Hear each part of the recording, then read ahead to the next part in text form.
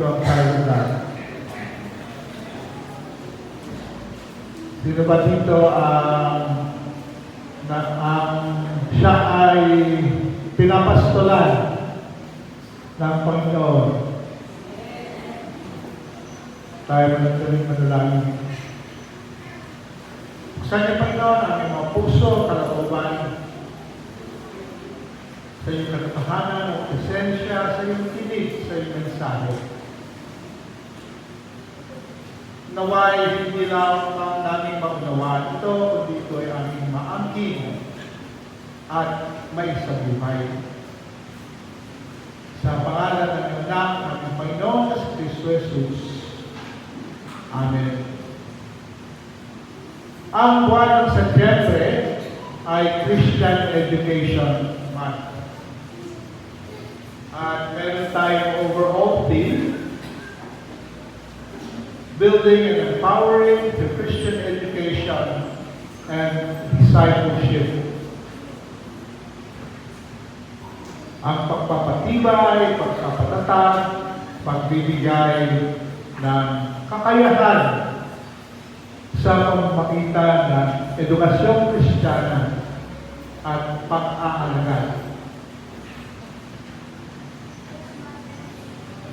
At sa ating tema para sa linggo dito, ating pagmumulay-mulayan ang kagalakan ng finding the lost. Makita natin ang mga nawawala. Noong Biyernes, kami ay pumunta sa Tiklin para sa downloading ng Lakbayin. Ang Lakbayin ay discipleship program ng MEA. Meron pag-uusapan pa natin mamaya. May maghapon kami doon hanggang alas 3. Pagdating ko sa bahay, napansin ko hindi ko bindig-bindig yung tumbler ko.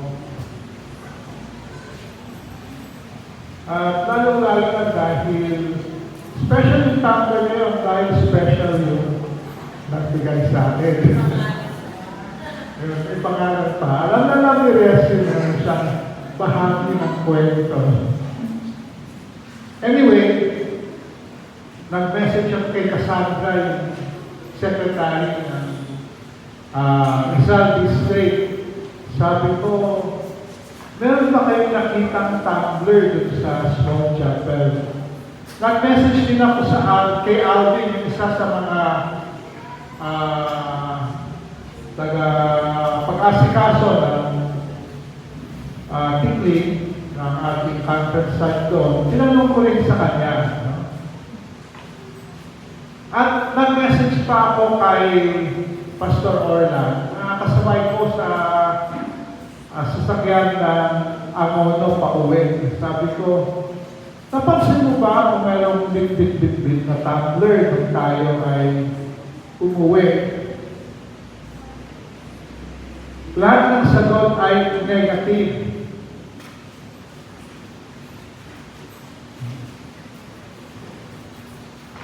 Pero sabi ko, meron isang pag-asa. Irin nakita ni DS, sabi niya, nakita ni Resi.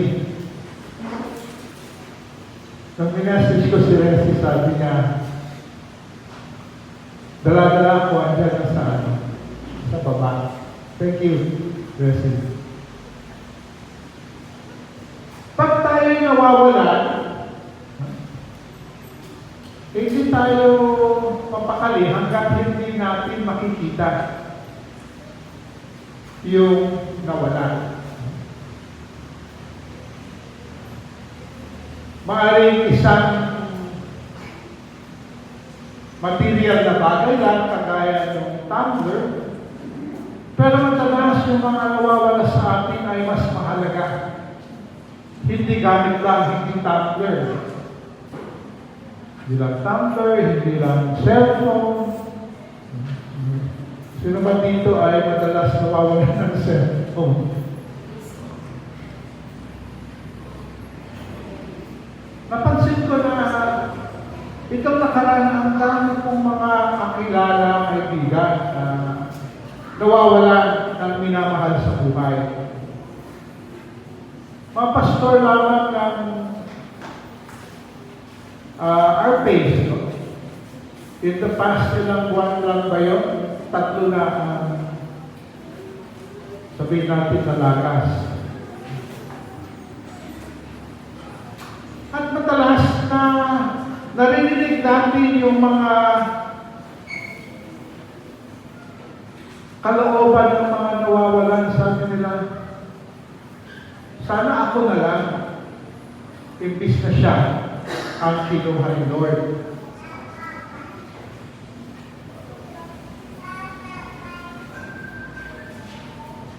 Maalala ko nung ako ay nawalan ng ama,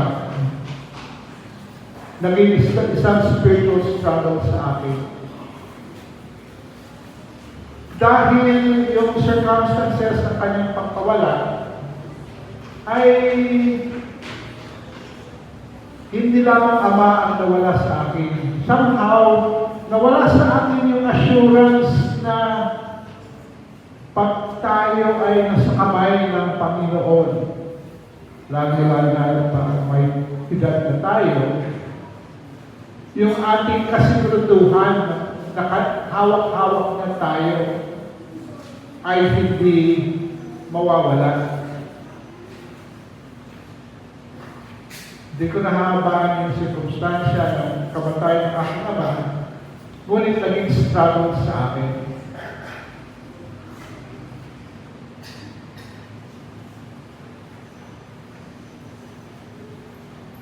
At noong araw na kami ay aming ililibing ang aking ama, nagpahayag ng Diyos sa akin.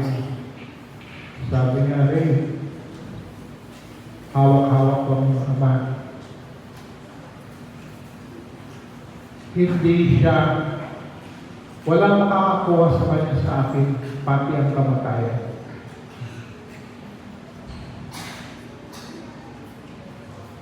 Kaya doon sa karasan ko sa Panginoon ngayon, nabalik yung nawala sa akin, nawala kasiguraduhan na hawak-hawak tayo ng Diyos sa buhay, sa kamatayan, sa buhay sa kabila ng kamatayan. At ano ang kagalakan doon? Andun yung kasiguraduhan ngayon sa harap ng kamatayan ng aking ama. Doon sa aking kwento ngayon, may kwento si Jesus tungkol sa dalawang nawala. Actually, kung ating babasahin ang buong chapter 15 ng Lucas, meron pang pangatlong nawala. Pero hindi yun bahagi ng ating pag-aaralan ngayon. Yung nawalang anak, siguro yun yung pinakamahalaga. Mas mahalaga kaysa sa lupa, mas mahalaga kaysa sa salapi.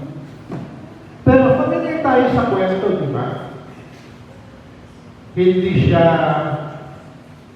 strange sa atin. May isang pastol na nawala ng isang tupa. At iniwan niya yung siyang na putya para hanapin yung nag-iisa nawawala.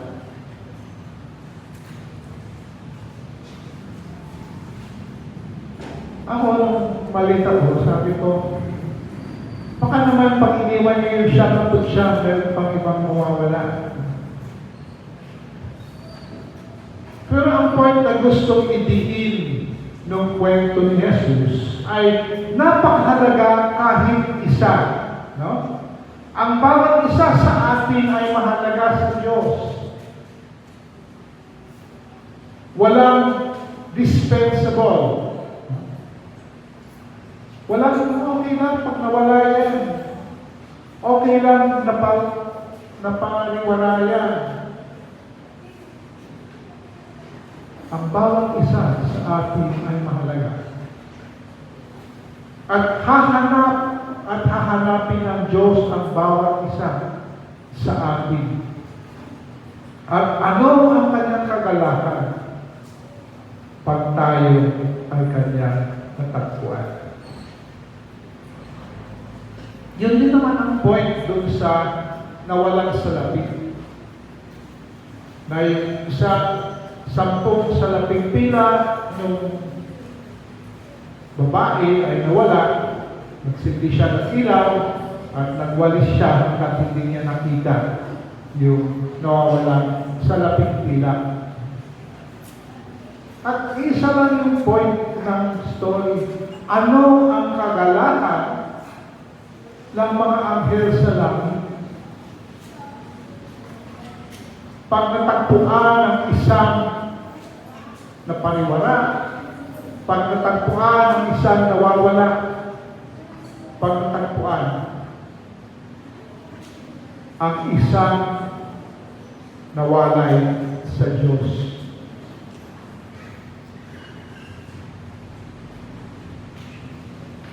Pareho ang reaction ng pastor at ng babae.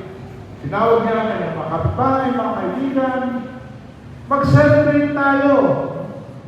Baka yung celebration ng babae ay mas malaki pa na gastos niya kaysa yung nawalan sa laping pila.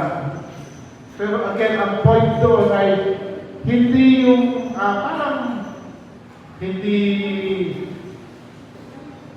maayos doon sa kwento. Ang mahalagang point doon, gusto idiin ng Panginoon ay mahalaga ang nawawala bawat isa sa atin.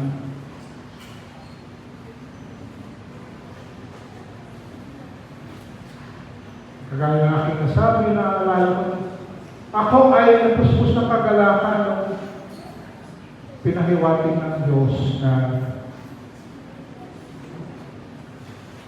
ang aking ama ay kanya, wala makapaghiwalay sa kanya sa pag-ibig ng Ama.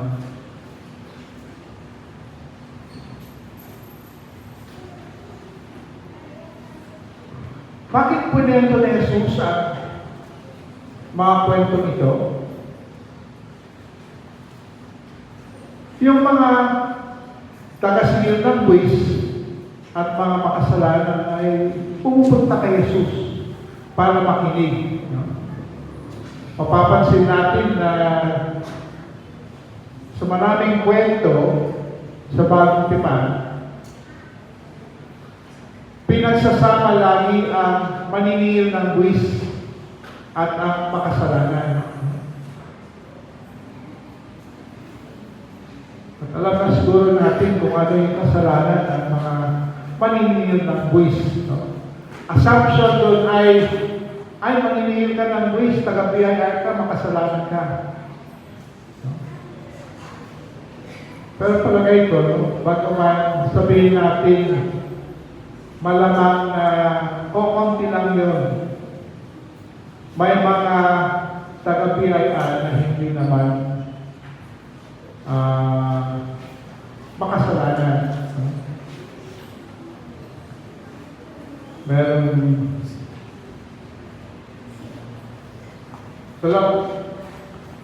magkapatid na anak ng pastor na kababata ko, pareho silang nasa PIR natin, retired na sila. Pero sa pagkakilala ko sa kanila, hindi sila kabilang dun sa gustong ipahiwatig ng ating kwento. Pero ang sinasabi nito mga Pariseo, yung mga skriba, yung mga bilib sa kanilang sarili, na sinasabi nila kami ang matuwid, kami ang nakakaalam at gumagawa ng tama. At pinupunan nila si Jesus dahil nakikihalubilo si Jesus sa kanila. Hindi lang siya nakikihalubilo, kumakain pa.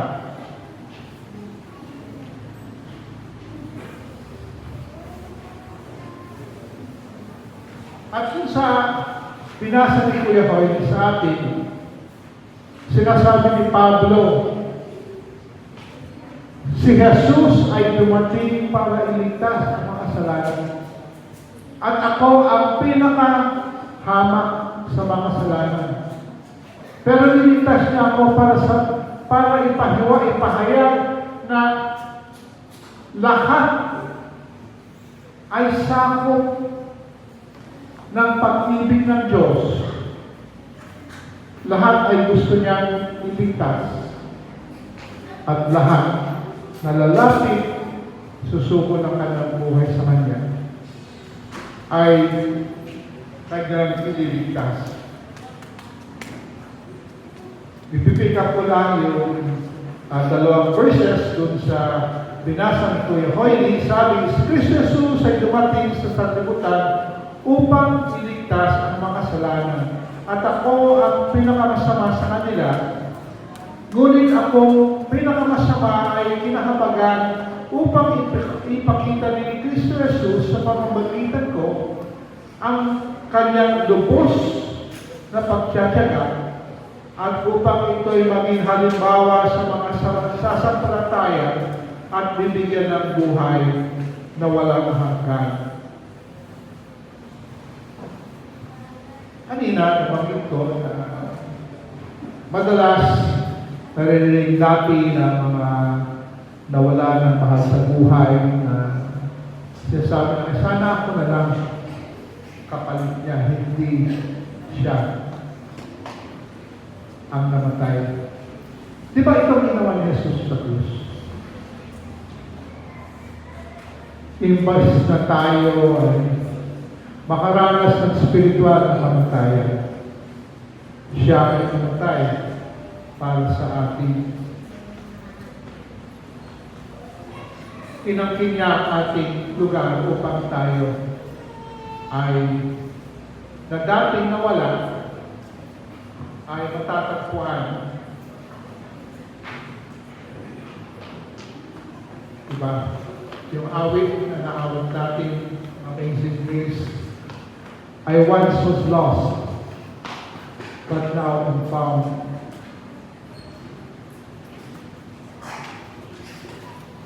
At nangangalang ang kalangitan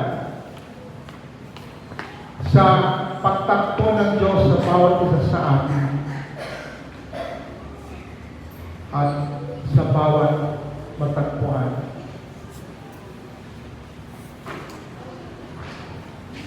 Ito ang layunin ni Jesus. Dumating siya upang tayo may natagpuan. At tayo na natagpuan na naging bahagi ng kanyang katawan, tinatawag niya tayo upang makibahagi tayo sa paghanap ng mga nawawala.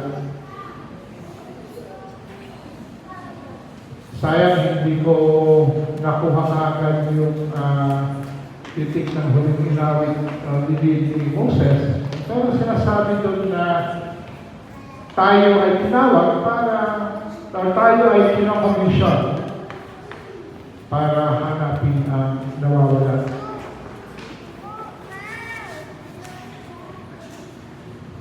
May dalawang bagay ngayon na gusto kong allocate sa inyo. Dalawang anyaya. After ng ating worship workshop, napag-usapan natin na dapat merong greeters, tagapag-welcome, maging sa mga regular na worshipers at lalong-lalo na sa bago. Sabi ko kay Pia, dahil ito ay gift. Yung pagiging welcoming ng tao. Sabi ko sa kanya, mag-build ka ng team na dedicated doon sa ministry ng welcoming. Doon nga sa Hong Kong, meron tinatawag na door stewards. Ang trabaho nila ay welcome mga tao na pumapasok sa pintuan ng simbahan. Sila ang unang mukha ang nakikita ng mga taong dumarating. Lalo-lalo na yung mga bago. Naway maging bukas ang ng puso para maging bahagi ng ministeryo ito. Kagaya ng sinabi ko sa ibang simbahan, malaki ang ministeryo ng pagtatanggap, pag-welcome. At kahit sa tingin ninyo, hindi kayo handa na maging isa dun sa tatanggap sa pintuan. Ang bawat isa sa atin ay bahagi ng pagtanggap, maging ng dati, maging ng bago. At paano natin nagagawa yun? Simpleng ngiti. Simpleng pati. Simpleng kumusta? Hello, welcome. Simpleng gesture na uurong ka ng konti para merong space sa iyong tabi para may makakapos sa tabi mo. Bahagi ng mga simpleng gesture na ito para sabihin din sa iba, welcome kayo, mahalaga kayo. So, hindi lamang yung sabihin natin yung welcoming committee, kundi ang bawat isa sa atin, sa totoo lamang, ay bahagi ng welcoming committee. At lalo makakatulong kung sabayan natin ang ating ngiti, ating bati, ating pag-usog ng panalangin.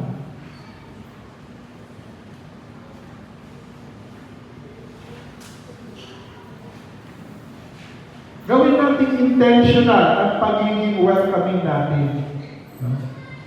Sadya, hindi lang nagkataon na tumingin ka, nakita mo, kumiti ka. Gawin natin lifestyle natin bilang taga Villa Lobita. Pangalawa, nabanggit ko na yung lakbay. At pag-aaralan natin kung paano natin ilo-launch yung lakbayin sa ating simbahan. Ang lakbayin ay maghubog sa bawat isa sa atin bilang mga alagad ni Jesus, bilang sumusunod sa Kanya. Hindi ito exactly bago. Inayos lang para magiging mas makatugon sa bawat pangangailangan natin at ating inaasahan na magiging mas mabuti tayong alagad, mas makakasunod tayo sa Panginoon at matuturuan tayo kung paano tayo makapagdala ng iba sa Panginoon. Pag-uusapan natin sa council mamaya kung paano natin gagawin ito. Pero ang isang bahagi ng simula ay 21 araw ng panalangin at pagkaayuno. Sabihin natin, Kuya Ray, hindi kaya yan. Hindi naman full fast. No?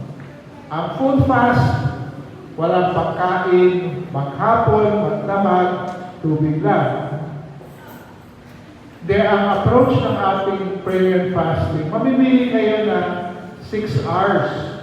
Pwede 6 to 12 ng umaga, 12 to 6 ng afternoon. So, pwede kayo kumain bago mag-12, pwede kayo kumain after 6. Kaya 6 hanggang midnight, gano'n. At hindi naman kailangan food fast, hindi naman kailangan tubig. Pwede kayong mapili ng partial fast, tubig, prutas, gulay, doon sa 6 na oras. na nag-aayon kayo. After that, Malaya na kayong kumain ng kung ano yung gusto nyo. Pwede yung fast ay iiwas lang sa karne, kasama ang poultry, doon sa 6 hours na pinili nyo. Actually ako, nag-intermittent fasting na ako. Maliban sa Sunday ng umaga, kakain ako nito. Pero usually, hindi ako kakain before 12 noon. Hindi naman ako strict doon, pero at halimbawa, mayroong gawain sa tikli, medyo kakain ako noon. Kaya lang, hindi naman ganun kahirap na yung oras ng 6 hours, iiwas mo na kayo sa ibang pagkain. Ngayon, hindi naman kailangan na mag-commit na kayo kaagad. Pero kung interesado kayo, maging bahagi ng lalong paglalim ng ating pagsunod sa Diyos, pagsunod kay Kristo, pag ating ginawa na yung briefing, tumalo kayo. At syempre, inaasahan natin na yung mga council members, mga lay organization officers ay magiging bahagi ng gawain ito.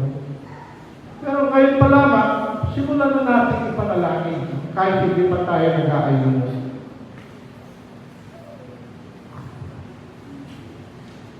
Pakinggan natin ang Diyos sa ikabuturan ng ating mga puso at kalooban.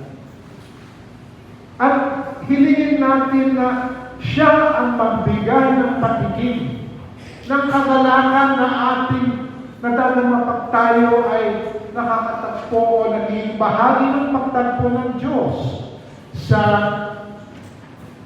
kanyang sa mga nawawalan. Merong isang ina na dinala niya kanyang anak sa akin, hindi ko na maalala kung baka 6 or 7 years old yung anak, para mapinyagan dahil hindi pa siya namipinyagan. Dahil nakikita ko na nakakaunawa na yung bata, ginamitan ko na tinatawag na wordless book para ibahagi sa kanya na pag tinanggap niya si Jesus bilang tayo tagapagligtas, makakaranas siya ng buhay na binibigay ni Jesus.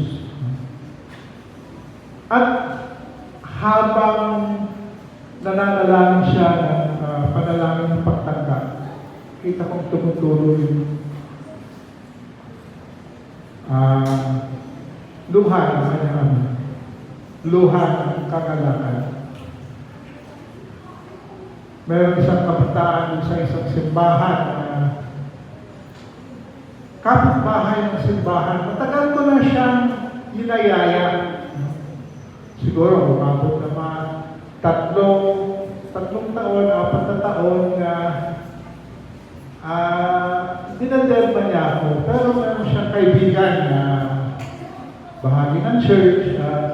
Mahila siya hanggang nag-attend siya ng gawain, nag-attend siya ng summer camp, nag-attend siya ng Christmas Institute, at finally na confirmation class siya. So, dun sa confirmation class ay bahagi ng one-on-one kung nakatanggap sila sa Panginoon. Pagkatapos ng kanyang pagtanggap sa Panginoon, nakatingin lang siya sa sahig. Ang tagal niyang tahimik hanggang kinabahan ako. Sabi ko, okay ka lang?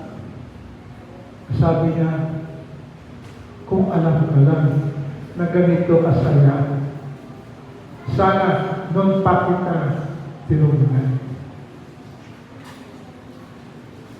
Ano ang galak na tayo ay matagpuan ng Panginoon?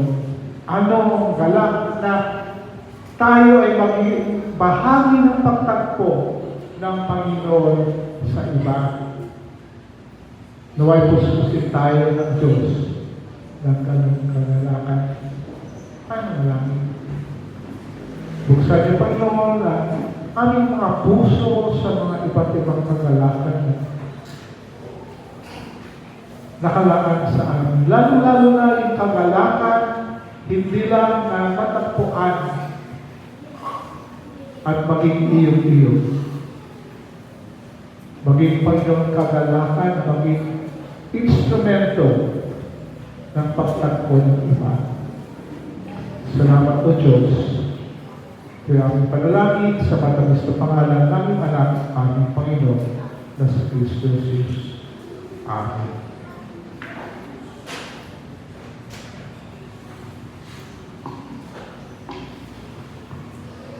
Paghahandog ng ikapo, pangako, pag-ibig at pasasalamat